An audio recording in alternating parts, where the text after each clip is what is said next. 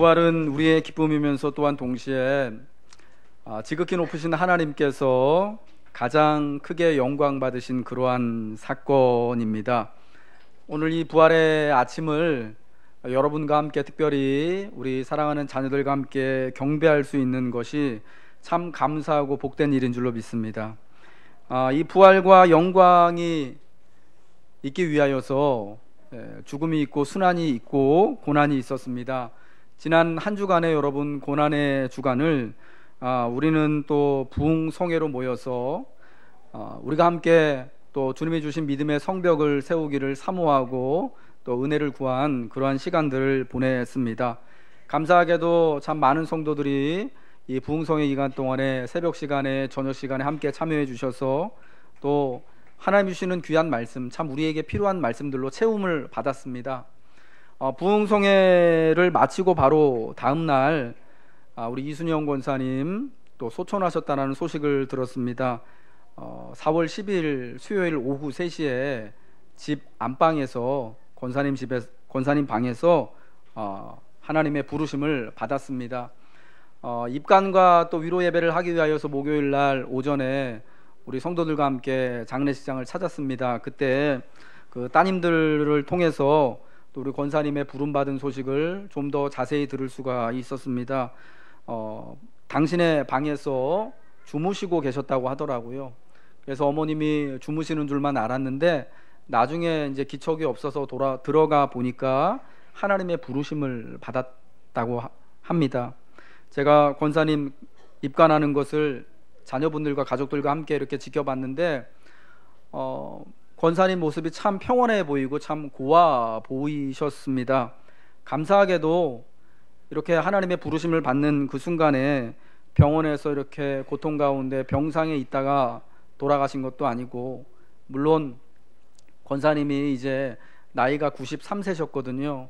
이런저런 노안과 질병이 있으셔서 아프긴 하셨지만 병원에서 돌아가신 것도 아니고, 그리고 뭐 또 사고로 부름을 받은 것도 아니라 급작스럽게 돌아가신 것도 아니고 당신이 늘 계시던 집에서 당신의 방에서 이렇게 주무시듯 성경이 말씀하는 것처럼 우리 믿는 자의 죽음을 그리스도 안에서 잠잔다라고 말씀하잖아요.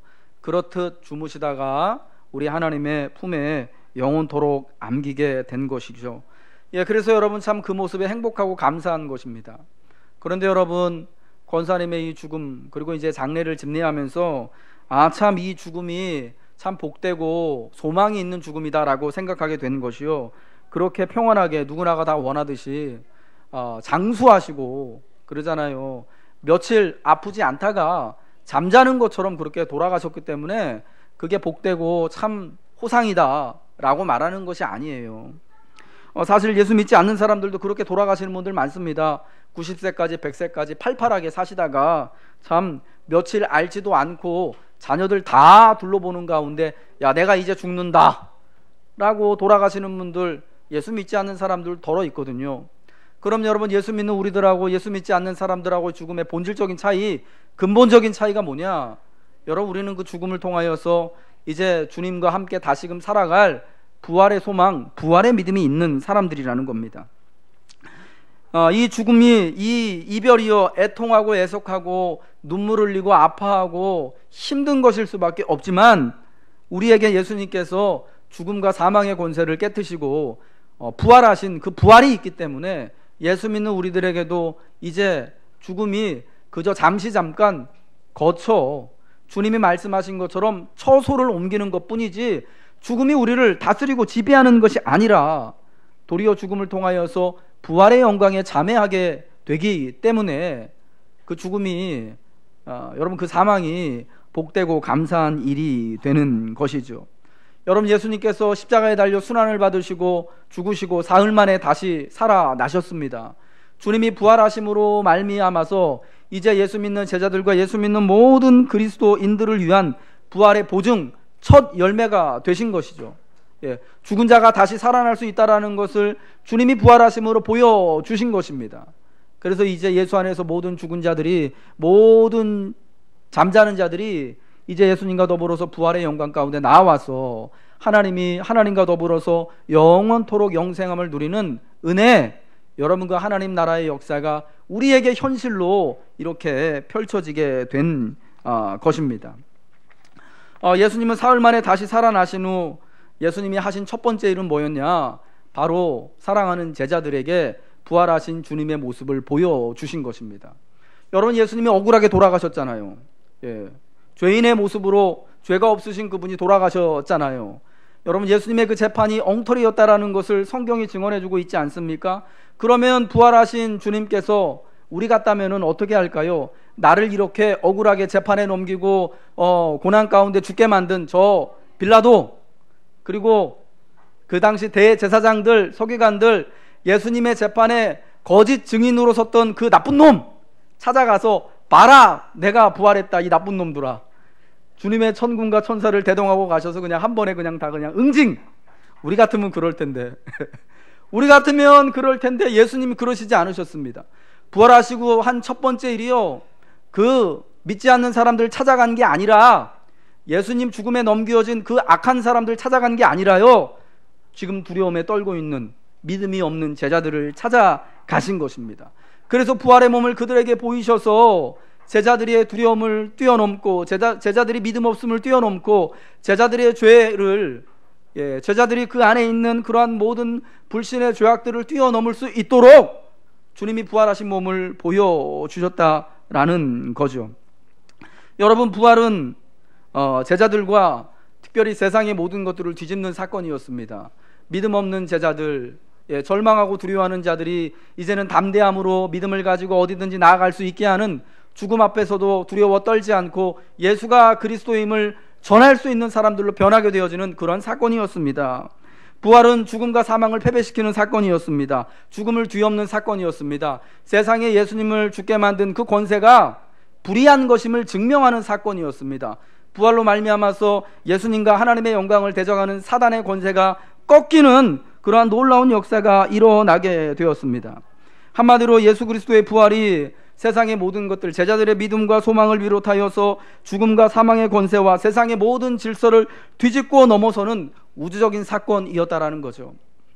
여러분, 요즘 제가 그 방송이랑 또 지나가는 이렇게 우리 버스에 이제 광고하는 걸 이렇게 우연히 보니까 우리 아이들이 되게 좋아하는 가수가, 그 가수 이름이 지용이에요. 지용.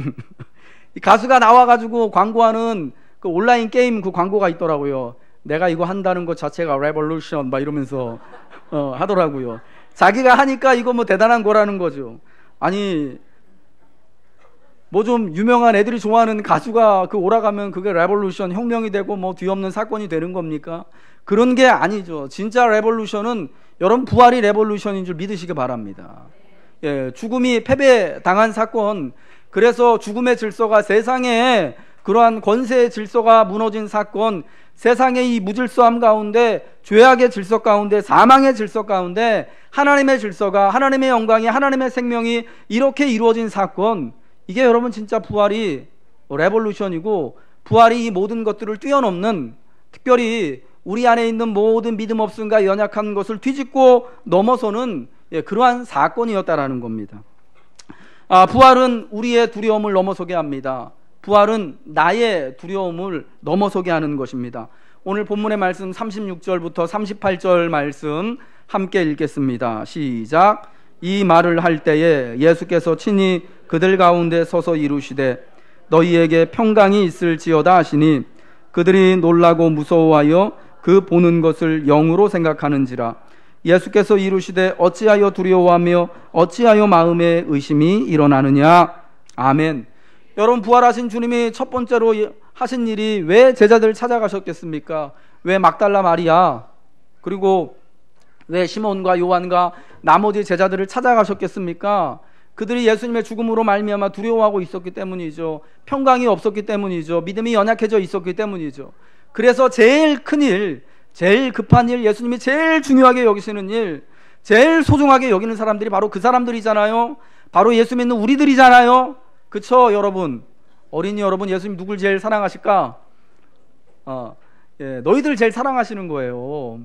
그러니까 그 사랑하는 제자들에게 찾아오셔서 야, 이젠 두려워하지 말자라고, 괜찮아, 이젠 다 끝났어, 이제 내가 부활했어. 이제 너희가 담대하게 자유를 외치고 담대하게 하나님이 살아계심을 증거해도 돼 라고 말씀하시는 겁니다. 예수님의 순환과 죽음을 경험하면서 제자들은 굉장히 큰 눌림과 두려움, 상실감 가운데 있었습니다. 무서운 그 일들을 이 3일 동안에 엄청난 일을 겪은 거예요. 예수님은요, 제자들에게요, 아버지 같은 분입니다. 선생님이지만 가끔 그렇게 생각하시는 분들이 있습니다. 제자 중에 시몬 같은 사람은 베드로요, 예수님보다 나이가 더 많았을 거라고. 그러지 않아요. 예수님이 돌아가실 때 나이가 33이거든요. 지금으로 하면 굉장히 젊은 나이죠. 아직 33인데 결혼도 안 한 사람 많이 있을 겁니다. 그런데 여러분, 당시에 33은요 얼마나 이게 참 많은 나이냐면 아버지가 돼서 사실은 손주를 볼 수도 있는 그런 나이입니다. 여러분, 그 당시 사람들이 여자는 보통 12살에서 15살에 결혼을 했고 남자들은요 17살에 평균 결혼을 했습니다. 그래서 뭐 이제 17살짜리 12살짜리가 결혼해가지고 바로 애기 나면은 그 12살짜리 17살짜리 부모가 할아버지 할머니 되는 거죠. 예수님의 제자들이 나이가 그렇게 많지 않았거든요. 예수님의 제자들이요, 시몬 빼고는 전부 다 결혼 안 한 싱글들이었어요. 소년들이었단 말이에요. 그러니까 사도 요한은 그때 나이가 17살 정도, 나이가 제일 많은 사람이 베드로인데 21살 결혼해가지고 아내가 있었으니까 그 정도예요. 그러면은 예수님이 볼 때 자기 자식들 같은 그런 나이라는 거예요. 여러분 이해가 가시겠죠? 선생님이지만 예수님을 아버지처럼 의지하고 따랐던 사람들이 12명의 제자들이었던 겁니다.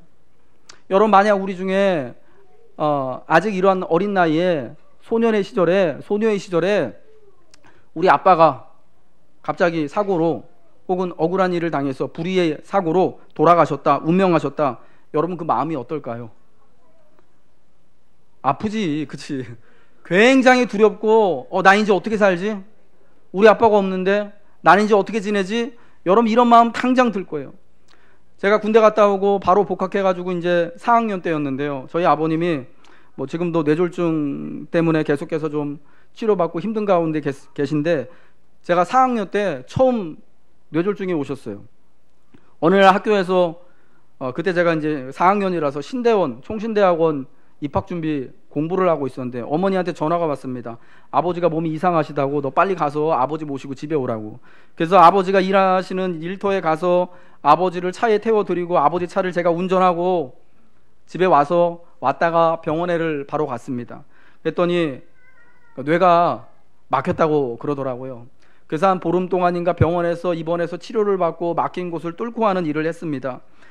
그 시간을 보내면서 제가 처음 들었던 생각이 뭐냐면, 우리 아버지가 그때까지는 굉장히 건강하고 강건해서 내가 앞으로 몇 년 동안은 아버지 덕보고 살아도 괜찮겠다 싶었는데, 아버님이 그렇게 뇌졸중으로 쓰러지시고 병원에 계시고 한 거를 실제적으로 당하니까 내가 지금 이렇게 대학원 간다고 공부하고 있는 게 맞는 건가 하는 생각이 들더라고요. 내가 돈 벌어야 되는 거 아닌가, 내가 대학원 좀 늦게 가더라도 일단은 돈 벌어서 우리 아버지 어머니 내가 좀 도와드려야 되는 거 아닌가. 우리 동생 지금 군대 가 있는데 갔다 오면 대학교 2년 더 다녀야 되는데 내가 돈 벌어가지고, 참 저도 웃기죠. 내가 무슨 소년 가장이라고. 물론 그 외에도 아버님이 이렇게 좀 좋아지셔가지고 제가 결혼하고 우리 큰애 날 때까지, 은서 날 때까지 또 일하시고 그러다가 이제 은퇴하시고 이제 그러셨는데, 또 그런 마음이 들더라고요. 두렵더라고요. 근데 여러분, 정말 자기들이 아버지처럼 여기던 예수님이 돌아가셨는데 그 마음이 얼마나 괴롭고 힘들겠습니까? 더군다나 예수님을 죽였던 사람들이 예수님을 그러한 불의의 제목으로 억울하게 돌아가게 만들었거든요. 누명을 씌웠거든요. 여러분, 근데 예수님을 죽인 사람들이 예수님만 죽이고 나머지 예수님의 제자들은 가만두겠습니까? 이 사람들이 자기도 해야 할지 모른다는 그런 두려움 가운데 있었어요. 그래서 사도 요한 빼고는 나머지 제자들은요, 예수님의 십자가 앞에, 예수님이 처형당하시는 그날 골고다 언덕에 아무도 못 갔던 거예요. 혹시 거기 갔다가 대제사장들한테, 로마 사람들한테 밑보여가지고 우리도 잘못 찍혀서 죽는 거 아닌가. 여러분, 사실은 이런 두려움이 있었지만 또 성경에 보면 또 근원적인 두려움이 뭐였냐면 믿음이 없는 데서 오는 두려움이 있었습니다. 이게 무슨 말이냐면, 예수님이 부활하셨다는 소식을 아침에 막달라 마리아가 예수님을 제일 처음 만나서 알았잖아요. 그러고 나서 시몬에게 전하고 요한에게 전하고 나머지 제자들에게 전하고 엠마오로 내려가던 두 제자가 예수님을 부활하신 거 만났다고 돌아와서 이야기를 합니다. 근데 여러분, 그들의 그 이야기를 들은 반응이 어떻습니까? 기쁘긴 기쁜데 두려운 마음이 있었대요. 오늘 본문에도 보니까 예수님이 친히 나타나셔서 예수님이 부활하신 모습을 보여주시고 손과 발과 이렇게 막 찔리신 것들을 다 보여주시는데도 그들이 너무 기뻐가지고 아직도 믿지 못하고 놀랍게 여겼대요. 부활의 소식을 들었지만 기쁘긴 기쁜데 두렵고 놀랍고 막 이상한 거예요. 왜 그렇습니까? 예수님이 십자가에 달려 돌아가실 때 예수님이 대제사장이 보낸 사람들에게 사로잡혀 가셨을 때 제자들이 여러분 어떻게 했어요? 다 예수님 버리고 도망갔잖아요. 가룟 유다만 예수님을 배신한 게 아니라 시몬도 예수님을 배신했습니다. 시몬 같은 경우에는 예수님을 3번이나 부인했잖아요. 자기 이름을 저주하기까지 하면서 예수님을 부인했거든요. 그러니까 이 부활하신 예수님께서 만약 우리가 예수님을 만난다면 우리가 예수님 버리고 도망간 것, 예수님 배신한 것, 예수님 부인한 것, 이 잘못을 어떻게 여러분 다 갚을 수 있겠습니까? 예수님이 자기들 살리려고 예수님이 돌아가신 건데 이거 우리는 예수님 팔아가지고 지금 살아있거든요. 그러니까 이 죄를, 이 믿음 없는 것을 어떻게 예수님 앞에 설 수 있겠어요? 예수님이 우리 배신한 거, 우리가 예수님 팔아먹은 거, 우리가 예수님 버리고 도망한 것 용서해 주실 수 있을까? 그럼 마가복음 15장에 보면 제자들 중에 어떤 제자는요, 너무 그 상황이 급박해가지고 옷을 다 홀딱 벗고 도망갔대요. 그 제자가 누구냐면은 마가복음을 기록한 마가라는 제자예요. 마가 요한. 걔가 걔예요. 그런데 여러분, 그런 상황이었으니까 얼마나, 혹시나 부활하신 예수님을 만난다면은 그게 얼마나 죄송스럽겠습니까? 그런 두려움이 있었던 거죠. 그래서 요한복음 21장에 보면은 부활하신 예수님을 만나고서도 시몬하고 요한하고 도마하고 다른 제자들이 야, 우리 고기나 잡으러 가자고 디베랴 바다, 갈릴리 바다라고 알려진 거기로 간 거예요. 너무 죄송스러워서, 민망해서 우리가 다시금 부활하신 예수님 만나고 예수님 모시고 예전처럼 제자 노릇 할 수 있을까라는 마음이 들었던 거죠. 근데 여러분, 그런 것들이요, 예수님에게는 하나도 문제가 되지 않았던 거예요. 예수님이 그래서 부활하신 후에 그날 저녁에요, 제자들이 다 모여있을 때 그들 가운데 나타나셔서 너희에게 평강이 있을지어다 한 말씀 하시는 겁니다. 두려워하고 있는 그들에게 평강을 선언하신 거예요. 샬롬을 선언하신 거예요. 너희 죄가 다 용서함 받았다라는 거죠. 이제 안 두려워해도 된다는 거예요. 이제 예수님을 잡아 죽인 저 세상의 권세와 죽음의 권세 두려워하지 말라는 거죠. 예수님 배신하고 예수님에 대해서 또 버리고 도망가고 예수님에 대해서 믿음이 없었던 그 모든 것들을 두려워하지 않아도 된다는 거죠. 내가 다 이제 용서해 줄게. 이제 예수님이 부활하셨으니 그 모든 것들이 다 깨끗이 해결받았다라는 것입니다. 여러분, 이 부활하신 주님이 나타나셔서 제자들에게 진짜 평강을 주시고 위로가 되시고 소망이 되어 주신 것처럼 오늘 부활하신 주님이 우리가 예배하는 가운데, 부활의 주님을 믿는 가운데 그 주님이 우리의 소망이 되고 위로가 되심을 여러분 믿으시길 주님의 이름으로 축복합니다. 세상의 어떤 권세도 사망도 천사도 어떤 환경도 우리를 두렵게 할 수 없다라는 것이 부활하신 주님으로 말미암아 오늘 우리에게 선포되어지는 것입니다. 그 다음으로의 부활은 우리 믿음의 한계를 넘어서게 하는 것입니다. 부활은 나의 믿음의 한계를 넘어서게 하는 겁니다. 여러분, 예수님에 대한 제자들의 믿음은요, 딱 거기까지였던 거예요. 예수님이 십자가에 달려 돌아가시고 무덤에 장사 지낸 것까지만이 그들의 믿음이었습니다. 여러분, 제자들이 믿음이 다 있었습니다. 똑같은 믿음은 아니었지만 다 그들에게 각자의 예수님에 대한, 하나님에 대한 믿음이 있었습니다. 하나님이 주신 성경 말씀에 대한 믿음과 이해와 깨달음이 있었습니다.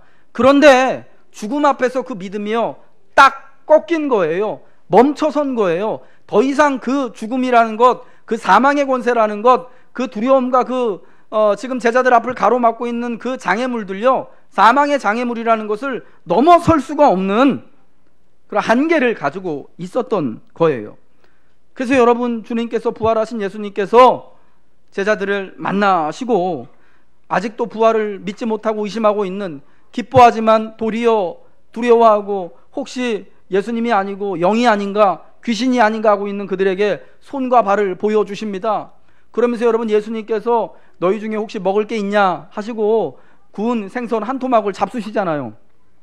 고린도전서 15장에 보면요, 부활하신 주님의 몸, 부활의 영광에 참여할 우리 부활의 몸에 대해서 말씀하는데, 부활한 그 몸은요 더 이상 아프지도 않고 죽지도 않겠지만 늙지도 않겠지만 뭔가 몸이요 뭐 우리처럼 삼시세끼 먹어야지 힘을 내고 하는 그런 몸이 아닙니다. 안 드셔도 돼요. 그런데 제자들에게 봐라, 내가 이렇게 정말 육신을 가지고 부활했다라는 것을 제자들에게 보여주고 안심시키시기 위하여서 예수님이요 그 생선 한 토막을 드시는 거예요. 예, 그들에게 진짜 믿음을 더하여 주시기 위해서. 여러분, 이러한 것을 보면서 그들이 너무 기쁘고 그제서야 이제 막 진짜 예수님이 살아계심을 깨닫게 되어지고 감격하게 되게 되는 것입니다.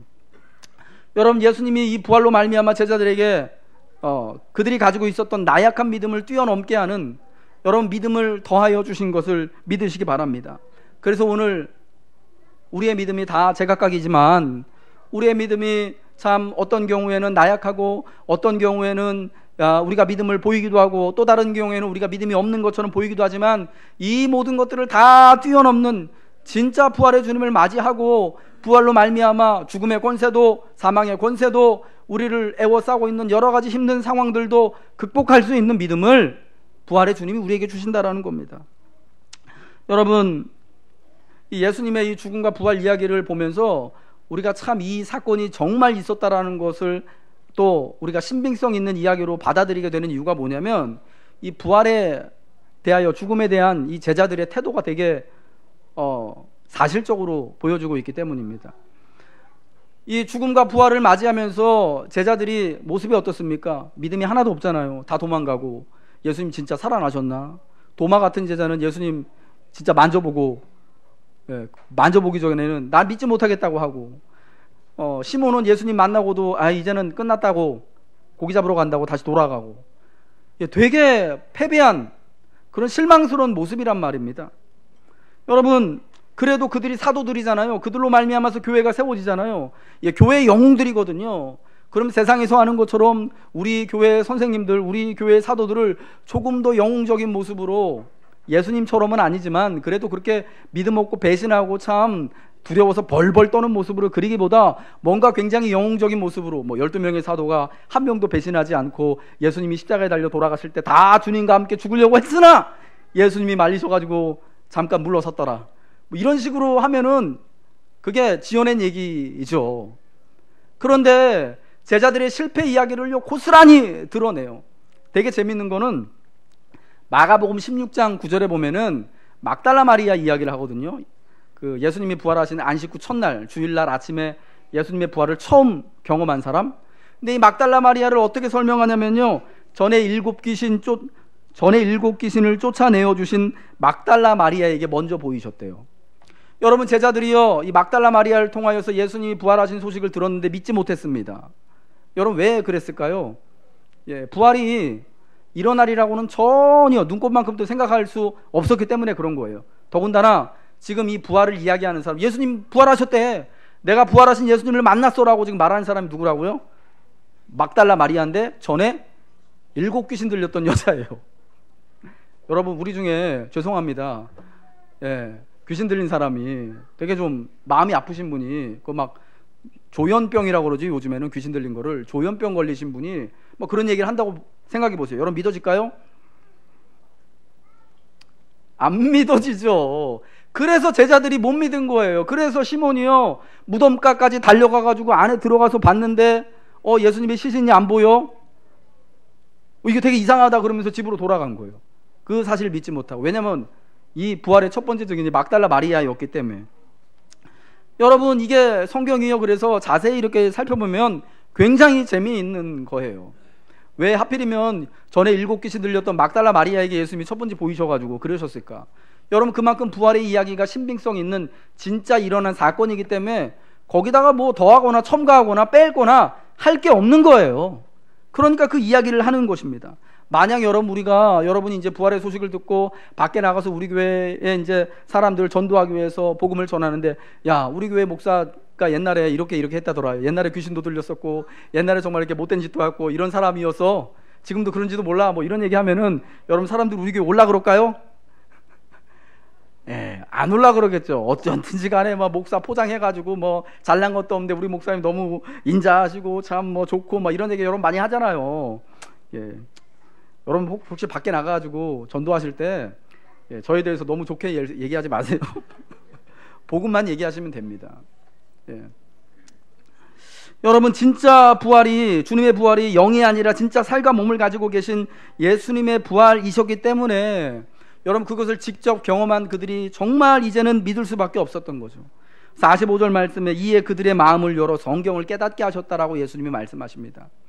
예, 구약의 모든 성경이요, 우리가 알고 있는 창세기부터 말라기까지 그 말씀, 모세를 통한 율법과 선지자의 글과 시편의 말씀들이 그냥 구약 성경 전체, 하나님의 말씀 전체를 의미하는 건데, 이게 다 예수님의 고난받으심과 부활하실 것을, 사흘 만에 살아나실 것을 증언하고 있는데, 이걸 예수님께서 마음을 또 열어주셔서 깨닫게 할 때 그들이 깨닫게 되어지고 정말 하나님이 이러한 놀라운 기적 같은 역사, 부활의 역사를 이루셨구나라는 것을 그들이 이제 분명히 확신하고 믿게 되었던 것입니다.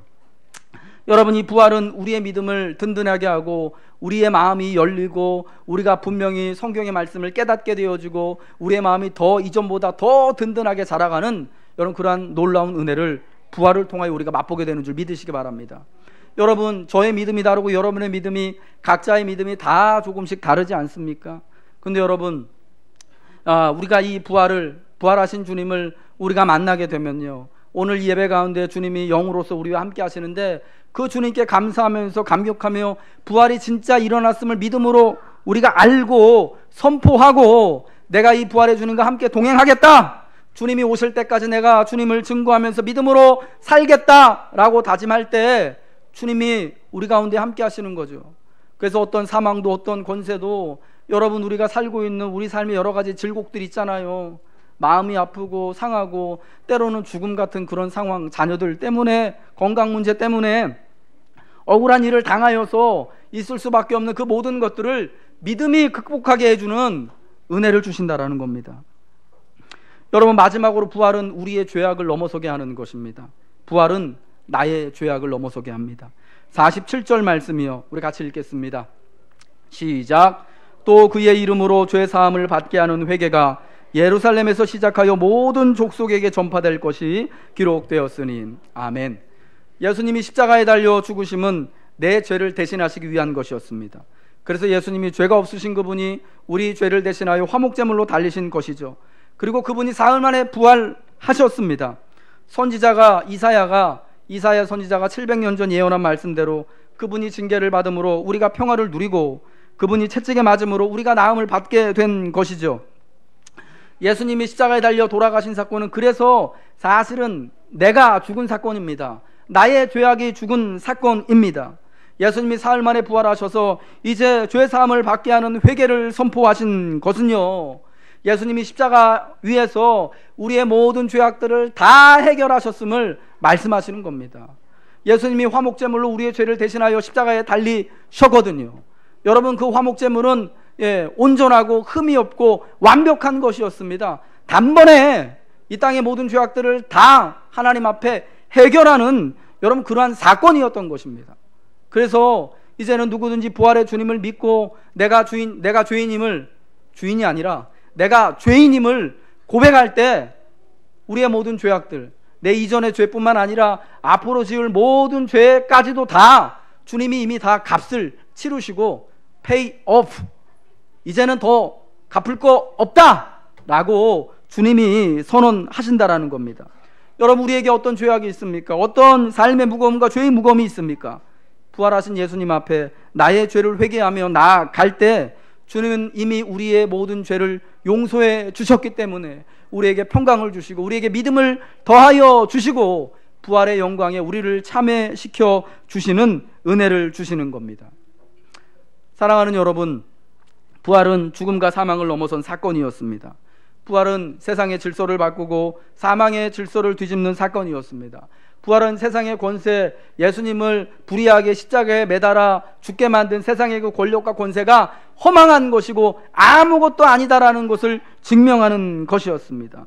오늘 부활은 나를 넘어서게 하는 것입니다. 나의 믿음을 넘어서고 나의 두려움을 넘어서고 나의 삶의 모든 어려움의 형편들을 넘어서게 하는 능력이 예수님의 부활을 통하여서 오늘 나에게 주어짐을 여러분 믿으시기 바랍니다.